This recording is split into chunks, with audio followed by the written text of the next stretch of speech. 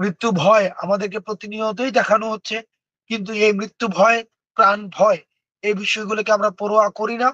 আমরা এই পর্যায়ে এই যে এটি যদি হত্যার চেষ্টা হয়ে থাকে, এটি যদি কোনো ধরনের হত্যার চেষ্টার বিন্দু মাত্র কোনো ধরনের সংযোগ থেকে থাকে, আমরা যেটি করেছি, আইন শৃঙ্খলা রক্ষাকারী বাহিনী যারা রয়েছে তারা তদন্ত সাপেক্ষে বিদ্যমান আইনে প্রয়োজনীয় ব্যবস্থা নিবেন।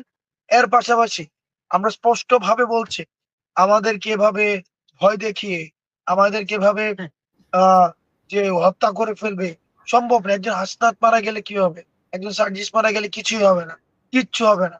একজন আমরা দেখেছি না যে আন্দোলনের সময় পুলিশ খুব দুঃখ করে বলছিল স্বরাষ্ট্রমন্ত্রীকে যে একটা গুলি লাগে, একজন পরে আবার আরেকজন উঠে দাঁড়ায় যায়।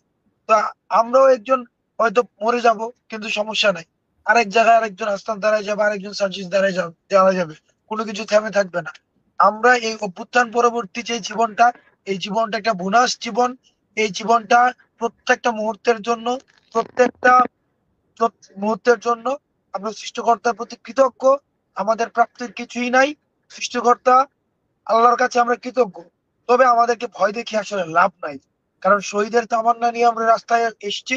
যতদিন না পর্যন্ত এই যে ভারতীয় আধিপত্যবাদ, এই যে ইসকনের যে উগ্রতা, আমাদের প্রতিনিয়ত যে দেশের মধ্যে একটা অস্থিতিশীল ষড়যন্ত্র, আওয়ামী লীগের ষড়যন্ত্র, বিদেশে বসে ষড়যন্ত্র অব্যাহত রেখেছে, সেটির বিরুদ্ধে আমাদের লড়াই সংগ্রাম অব্যাহত থাকবে। জি সার্জিস ভাই, সার্জিস ভাই শুনছে তো না?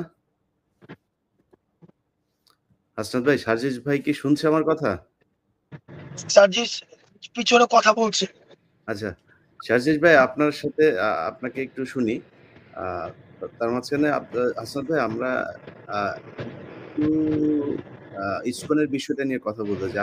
আপনারা দেখছেন যে ইসকন যে সন্ত্রাসী কার্যকলাপ চালাচ্ছে,